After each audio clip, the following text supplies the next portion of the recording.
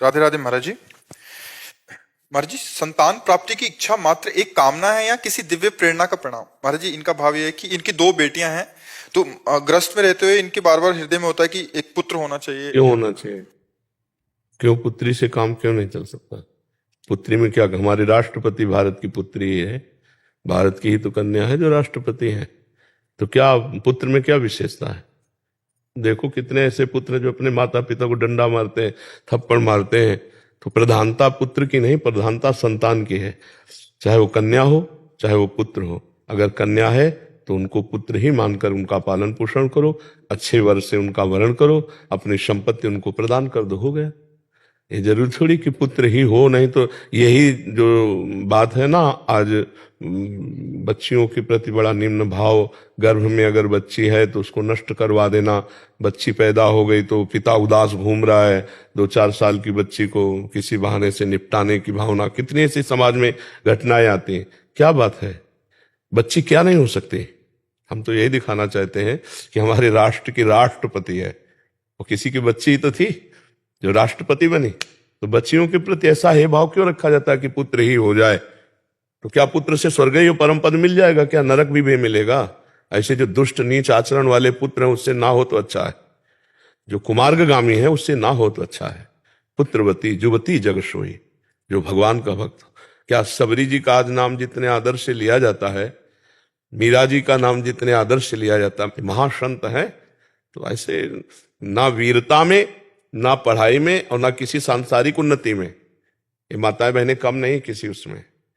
और जो लड़की के प्रति भेद भाव रखते हैं तो ये लड़का कहां से पैदा हो जाएगा? फिर सृष्टि कहां से चलेगी? ये तो जननी है, पूरी सृष्टि की जननी है। और स्त्री स्वरूप होकर आप ऐसा सोचे तो आप भी तो किसी की पुत्री थी। आपके प्रति यदि खास भावना होता तो आप आज विराजमान ना होती। तो हमें लगता है पुत्रियों के प्रति है भाव, यही भावनाएं फिर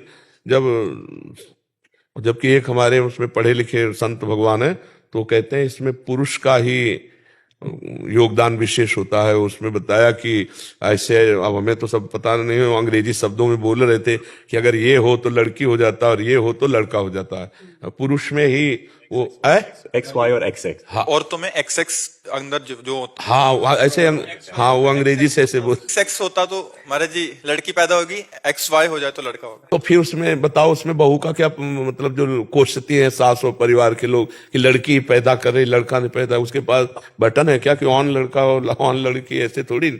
और हम कह रहे हैं लड़की में क्या कमी है?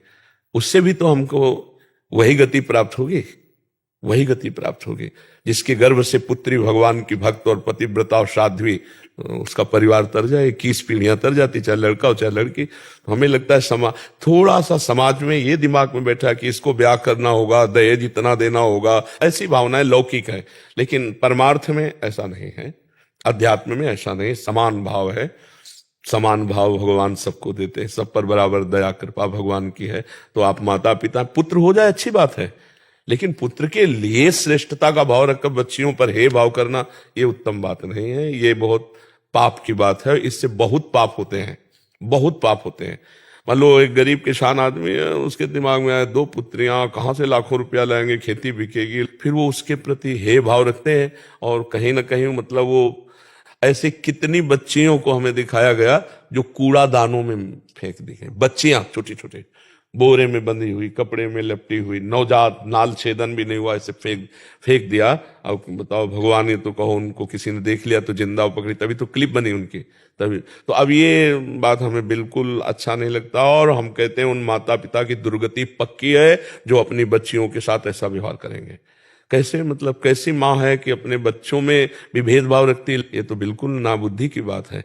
आपको आ जाए तो भगवान की इच्छा है, अब तुम ऐसी मत सोचो कि पुत्र आवे, आ जाए तो भगवान की इच्छा है। अभी अगर आना होगा तो आ जाएगा, और अगर नहीं आना है तो आपके पास है 2 संतान, उन्हीं को प्यार करो और जो कमाया उन्हीं को दे दो, तो सुखी रहो, आनंदित रहो। भगवान, आपका कर्तव्य हो गया, भगवान ने आपको गृहस्थ धर्म दिया था, 2 संतान। और मान लो जिनके संतानें नहीं है, बढ़िया भजन करो, भगवान के आश्रित हो जाओ, ब्रह्मचर्य से रहो, अपना जीवन तो आपका कल्याण हो जाएगा। देखो ये लोक धर्म है, इसको करते हुए परम धर्म की प्राप्ति करनी है। पुत्र हो जाए तो ठीक, ना हो जाए तो ठीक, पुत्री हो जाए तो बढ़िया, पुत्र हो जाए तो बढ़िया। उद्देश्य है भगवान की सेवा।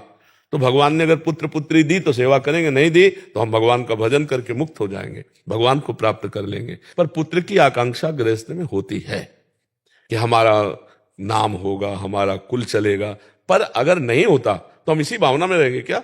अरे हमारे सबसे बड़ी भावना है इस जन्म में हम ऐसा कर्म करें कि भगवान की प्राप्ति हो जाए, आवागमन के चक्र से छूट जाए। नहीं भैया, ये पुत्र और पुत्री आवागमन से मुक्त नहीं करा सकते, और बिगड़ गई तो जीवन बर्बाद हो जाएगा। मान लो पुत्र हुआ बढ़िया और इसके बाद उसके आचरण बिगड़ते चले गए, अब वो ऐसे कांड किए कि तो उसके वो जेल जाएगा अब जीवन भर।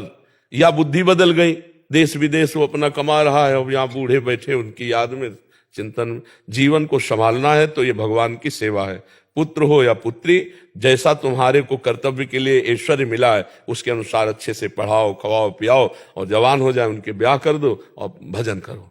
ये कर्तव्य है। अगर केवल इतना ही किया, भजन नहीं किया, तो फिर भगवत प्राप्ति होने वाली नहीं है, इससे थोड़ी होने वाली है। हाँ, तो जीवन का लक्ष्य है भगवान को रिझाना, भगवान की सेवा करना, भगवान की प्राप्ति। जो सुविधा आपको भगवान ने दी उसी से सेवा कर लो। पुत्र दिया, पुत्री दिया, नहीं दिया, कोई बात नहीं, हमारे किसी प्रारब्ध का फल है। हम भजन करके प्रारब्ध ही मिटा देते हैं और भगवान को प्राप्त होते हैं। अध्यात्म की जो बात है वो ये है।